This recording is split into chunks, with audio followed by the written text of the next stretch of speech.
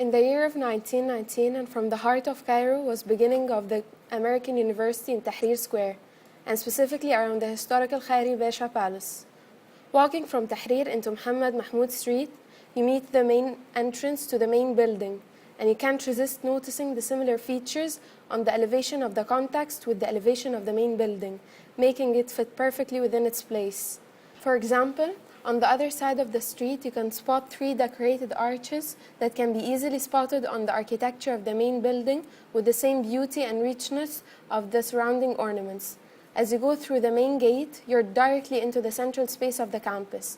As a student, you are in direct contact with the street and vice versa for the surrounding public. You can't find a fence holding the entire campus. You can rarely feel you're entering a university. Even though you pass through a greenery space, but you can spot the crowds moving into a more soothing space, known then as the fountain. Surrounding the space is highly detailed elevation of the main hall of the campus, Ewart Hall. In general, you get a feeling of coziness and intimacy in the space. Even entering a secondary hall such as the Oriental Hall, such detailed in an element like the column, captures you with the richness of the material and the beauty of the muqarnas, especially its ceiling filled with the Islamic geometric pattern that can be found all over the campus.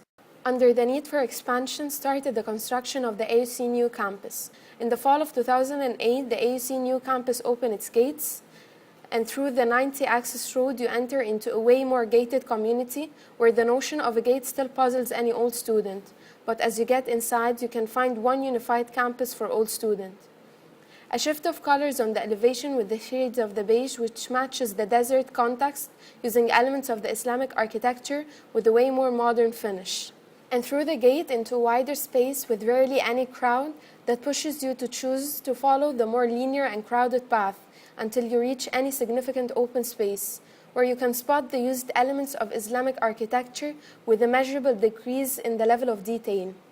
Other than the geometry of the openings, the other prevailing element are the mashrabiyas, with a more modern look and less details, then into the even wider space where you find most of the crowd taking the steps as their gathering space. Until then, you can rarely feel any difference between the different buildings you pass through till you reach the main plaza, with the main buildings acting like the landmarks of the campus, giving this space higher importance. With all the major differences between campuses, you conclude that the old campus is designed by the context, while the new campus is designing the context.